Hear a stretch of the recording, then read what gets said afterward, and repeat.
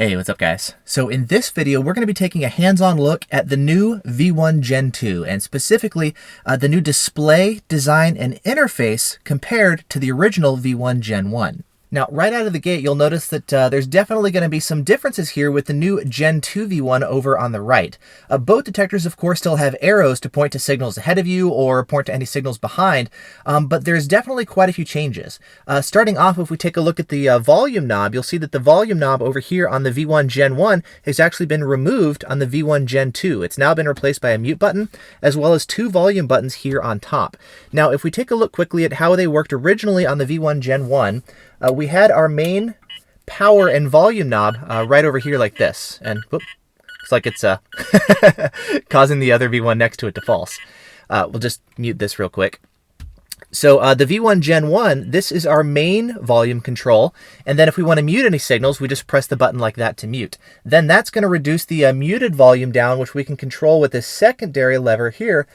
So once the detector quiets down, we can adjust exactly how loud or how quiet the muted volume is. This I really liked. It's one of the things that the V1 was known for. It makes it super easy to adjust the volume and the muted volume on the fly. That has been removed and changed over here on the V1 Gen 2. Now there's still the push to mute button like this, but the two volume control buttons are actually now here on top. We have volume up and volume down. They work a little bit different. If you notice, we can press and hold volume up.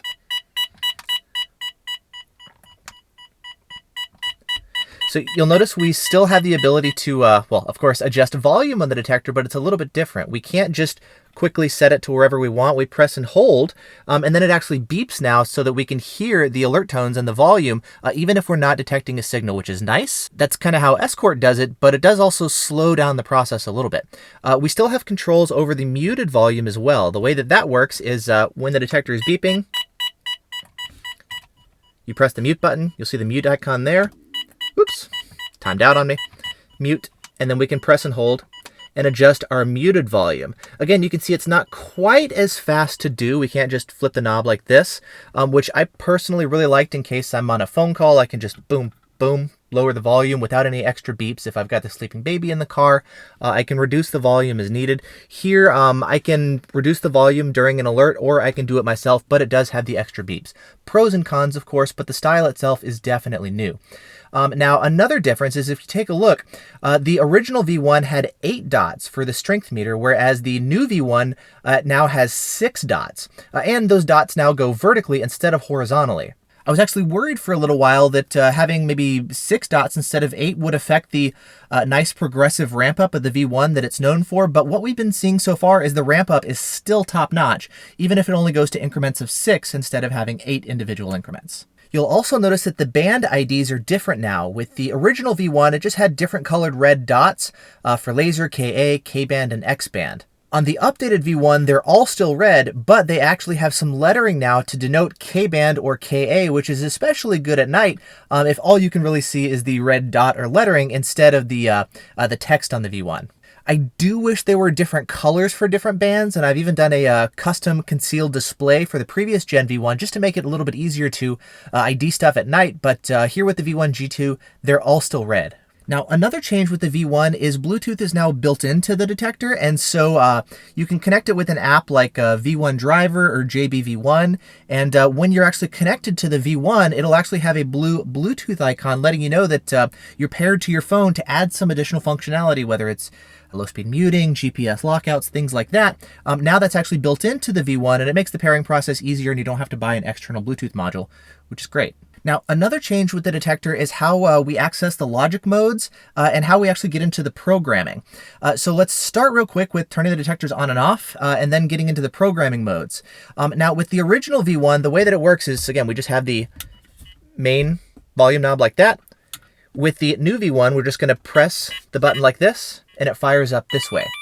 Now, as far as how we get into the programming modes, I'm going to have a complete video that goes over how to actually do the programming. Valentine, at the time that I'm shooting this video, they don't even have the manual up online yet. But once they post it, I'll actually do a video going over how to program the detector. But the way that you get into it is a little bit different here. Now, with the original V1, the way that it works is you press and hold the volume knob in, and then turn on the detector and keep holding the volume knob like this.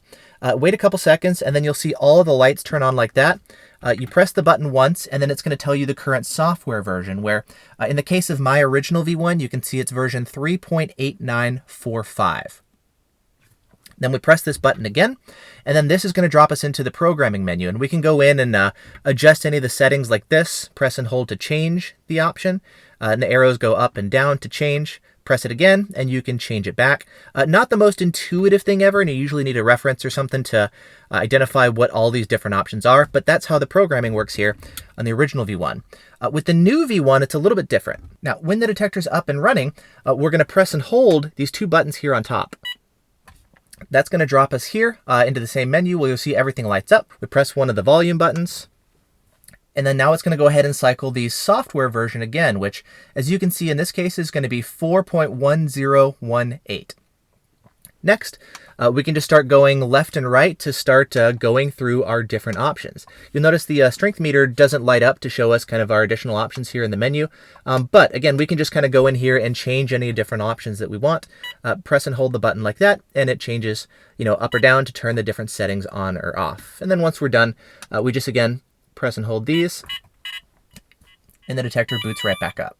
Otherwise, the detector is pretty similar overall. It does feel a little bit weird to not have these knobs here. And then the mute button, initially when I was testing, I did find some situations where the mute button would get stuck. That seemed to be happening more when I was like really pressing the button, especially if you kind of press it and sort of like maybe it gets caught behind the display. I have heard of one or two other people in the forums also having this issue, but not everybody is reporting it. And even myself, I'm noticing when I've got it here on the windshield and I'm driving, I'm just going to be giving it a soft tap. I'm not pressing it very hard or anything in practice. And so I don't think that's an issue, but it is something that I noticed when I was unboxing, and I've also noticed it on the road. But again, using it in practice, I'm not actually hitting the button that hard, and whether I hit it in the center or off to the side, it seems like the button is just fine. So there are kind of some things getting used to the fact that, well, the button design is a little bit different. The volume interface is a little bit different. The ramp up only goes to 6 dots instead of 8, but otherwise the detector still seems to work well, and there's actually a lot of advantages and improvements with the new V1 Gen 2 over the original V1 Gen 1. And I want to do another video actually giving you guys my initial impressions actually using the detector. So that one I think I'm going to go ahead and cover next. I'm waiting for, well, Valentine to officially announce the detector on their website, and once they do that, I also want to do a video kind of going over all the improvements and changes, especially once they tell us what those changes are. We're learning a lot and we're doing a lot of testing, but there's still a lot about the detector that we don't know. Now, for those of you guys who want a detector, at the time that I'm shooting this video, the Gen 2 is not yet posted on Valentine's website. And so if you want to order, you actually have to call their 1-800 number and order. The 800 number, it's posted on their website, so you can just call the number there. And then once they have the detector available on their website, you can order online as well.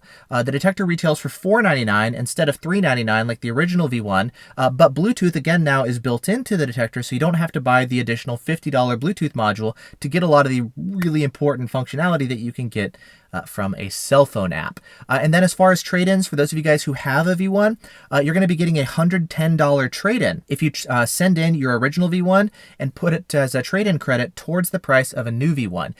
You can sell the detector yourself for more, of course, on eBay or forums or Craigslist or Facebook Marketplace or wherever, so you can get more for it. But if you just want to trade it in directly towards the purchase price of a new V1, they're going to be giving you $110. Overall, I'm actually really impressed with the detector. It's got some pretty remarkable advantages, and so I'll cover all that kind of stuff in an upcoming video. So let me know what questions you have about the new V1 Gen 2, because I pretty much want to do videos focusing on this new V1 all week long. So let me know what you guys are wondering, and thanks for watching. Hope you guys have enjoyed this video, and I'll see you in the next one.